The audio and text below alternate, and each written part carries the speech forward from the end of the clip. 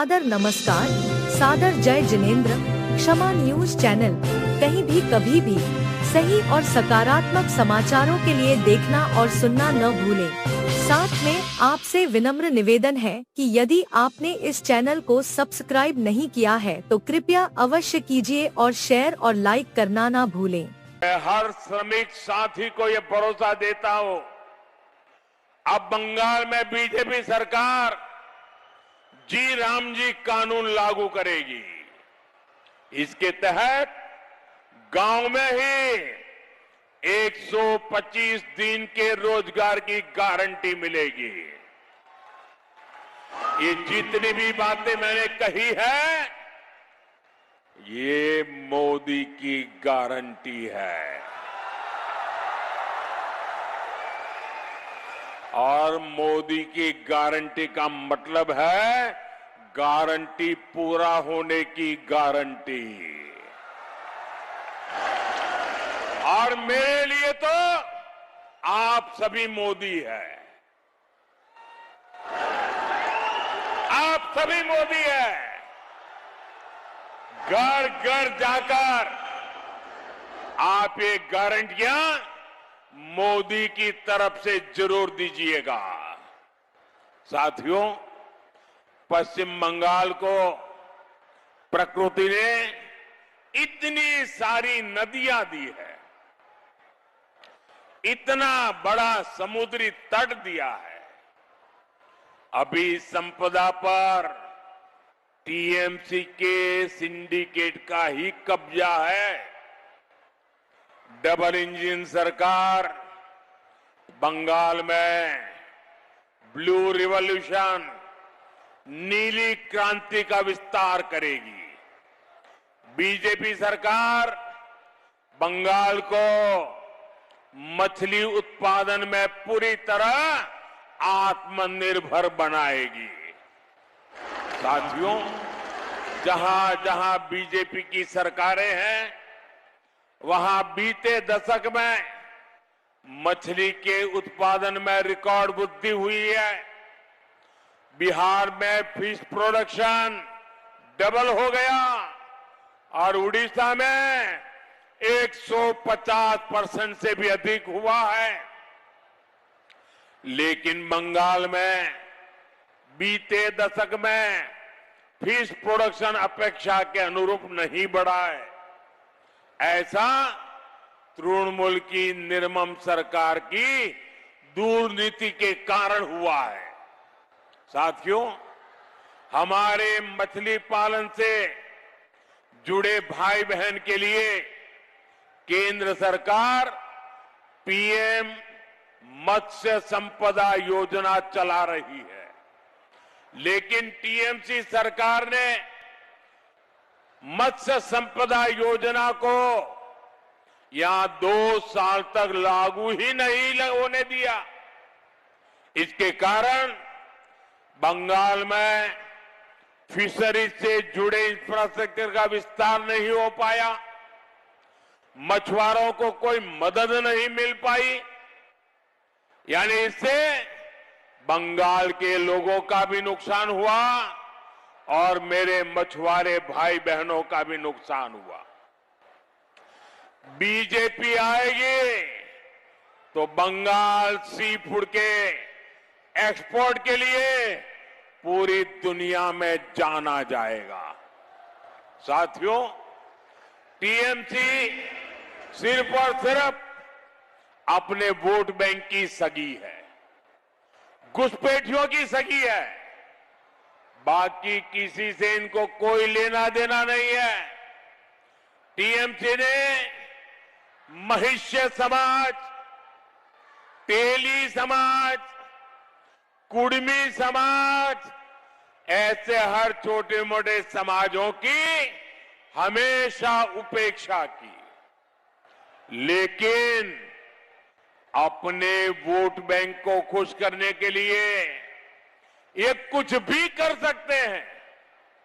साथियों, बीते तो 2-3 दिनों में देश की संसद में टीएमसी का महिला विरोधी चेहरा भी साफ साफ नजर आया है।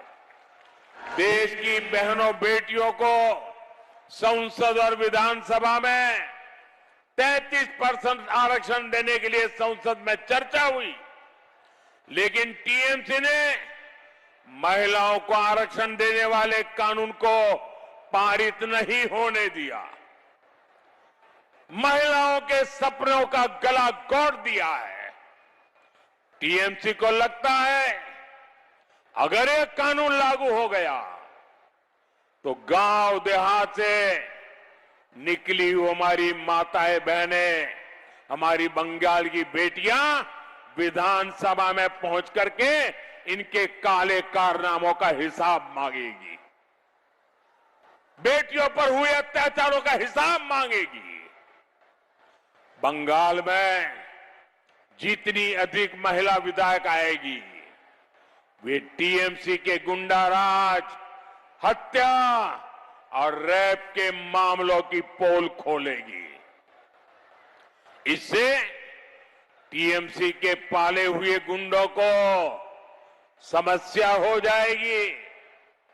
इसलिए टीएमसी महिलाओं को 33% आरक्षण देने के खिलाफ है। साथियों, टीएमसी बहनों बेटियों के आरक्षण को रोक रही है, जबकि संसद में कानून बना है, लेकिन अपने बैंक को धर्म के आधार पर आरक्षण देने लगी है। वोट बैंक के लिए धर्म से आधारित आरक्षण देना, यह खेल चल रहा है।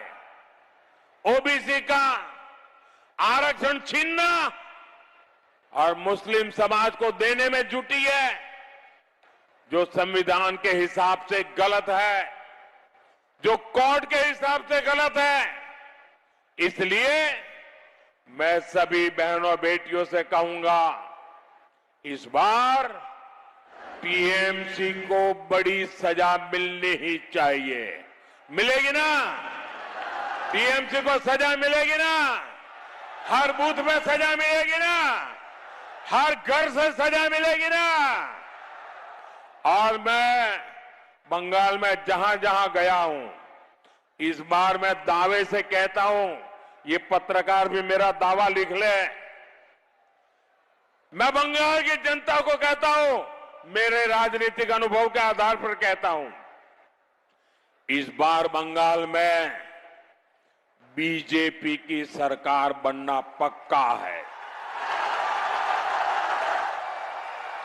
इतना ही नहीं, कई जिले ऐसे होंगे, कई जिले ऐसे होंगे जहां से टीएमसी का एक भी एमएलए चुनेगा नहीं, एक भी एमएलए नहीं आएगा। पूरे के पूरे जिले बीजेपी को जिताने वाले हैं।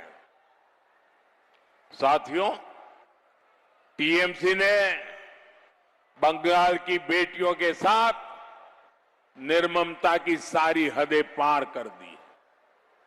आप देख रहे हैं कि आजकल दिल्ली, मुंबई जैसे शहरों में बंगाल की बहनें यहां वोट डालने आ रही है। जो काम उन्हें यहां मिलना चाहिए था, उसी काम के लिए उन्हें घर छोड़ना पड़ा, बूढ़े माँ बाप छोड़ने पड़े, यार दोस्तों को छोड़ने पड़ा। क्यों? क्योंकि काम किसने छीन लिया? जो काम वो लोग करते हैं, वो काम किसको मिलता है? आपके हिस्से का काम ये टीएमसी वाले घुसपैठियों को दे रहे हैं, घुसपैठियों को। ये आपके हक पर डाका है और बीजेपी टीएमसी की ये डकैती बंद करके रहेगी, ये मोदी की गारंटी है।